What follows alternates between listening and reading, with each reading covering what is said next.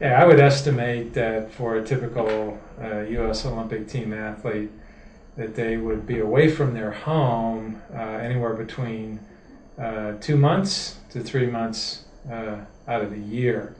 That'll vary from sport to sport, but between training commitments, camps, international competition, I would estimate between 2 to 3 months out of a given year. In measuring overtraining, it's not an easy thing to do. It's not an easy thing to detect or to evaluate. But our feeling is that the more methods or the more measurements we have, the better. I don't have time to go into all of them, but I can give you a couple of examples. We certainly do a lot of blood chemistry testing to evaluate everything from iron status, iron deficiency, iron depletion, which may be a problem leading to overtraining, to endocrine function, looking at the hormones, particularly hormone imbalance, to also looking at immune function, markers of impaired immune function could help us identify overtraining. Any number of other things that we can do as well. Looking at overnight heart rate, looking for abnormal patterns in the heart rate, not only the standard heart rate, but heart rate variability, and in turn looking at the sympathetic parasympathetic response, looking for potential imbalances there that may be helping to cause an overtraining type of situation. In addition, we'll certainly be looking closely at nutritional effects, and we're also looking at psychological parameters, particularly additional stress both from the training and away from training.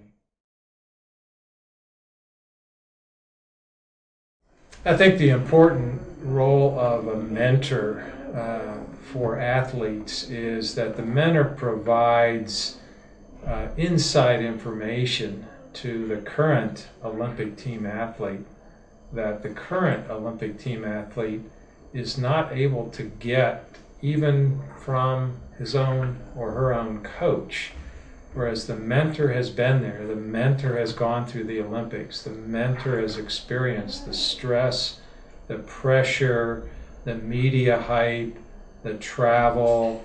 Even after the Olympics, if the athlete has done extremely well, won a gold medal, won 2 gold medals, the expectations on that athlete and how that athlete is treated is going to now be very, very different than before the Olympic Games. Therefore, a mentor can really help the current Olympic athlete by explaining to them and preparing them in advance for some of the challenges that the current Olympic athlete is going to face before, during, and even after the Olympic Games.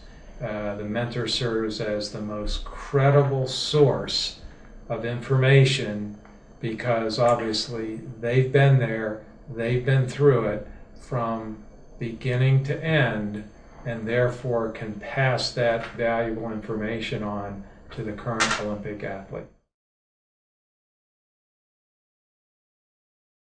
A mentor for the coaches can be just as valuable as a mentor for the athlete, and that would typically come in the form of a mentor coach, a much more experienced coach who again has been through the pressures of the Olympic Games or the World Championships or the European Championships, that can prepare the younger coach for all of the challenges, all of the stresses, all of the unpredictables that could come his or her way in a major championships like the Olympic Games. So the answer is yes. Mentorship is just as important for coaches as it is for current Olympic athletes. I think it's preparation is probably the biggest factor that one needs to take into account. It sounds very simple, but preparation can be done everywhere from days in advance to months in advance to years in advance. So I think the farther out from the Olympic Games that preparations process starts, obviously the better. And by preparation we mean not only physiological preparation, but psychological preparation as well.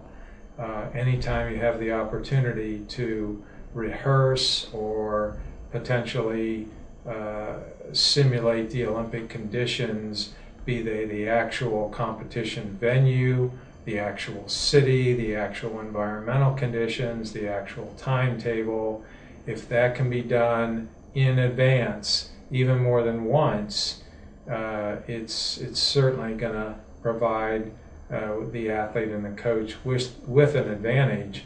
Once they reach the actual Olympic Games, they will feel much more comfortable, much more prepared than if they were just to show up at the Olympic Games and begin to compete. So again, attention to detail as part of an overall preparation plan, with the emphasis on rehearsing and simulating the pressures, the conditions, the training venues, the competition venues. Everything should be rehearsed and simulated in advance as much as possible before the athlete actually gets to the Olympic Games.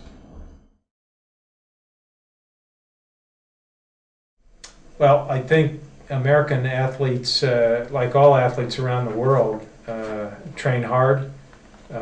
They are attempting to be fully prepared when the London Olympic Games begin, attempting to stay healthy, injury-free, illness-free, etc., so that they can compete at 100%.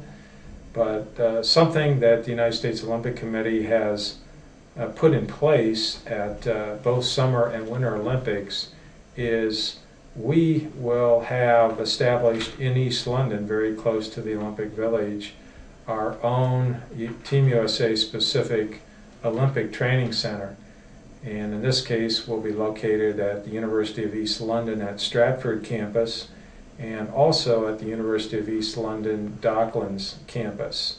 And in those two locations, we will have our own areas of sports medicine, sports psychology, physiology, nutrition.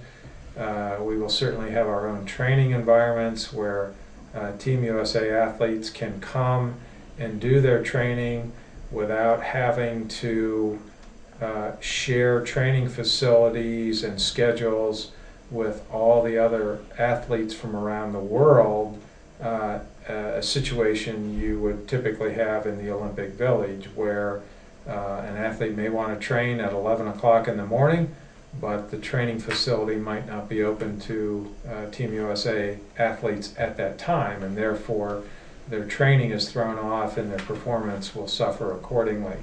So it's a concept that we've had with the United States Olympic team for several years. We feel that it really helps our athletes once they get to the games. It allows them to stay focused, continue good training, good recovery, good nutrition, good sports medicine, and allows them to compete very, very effectively in the actual game situation. So we're planning on doing that again. We are looking forward to working very, very closely with the people at the University of East London to ensure that our athletes have those training facilities in place and will be able to use them during the Olympic Games time.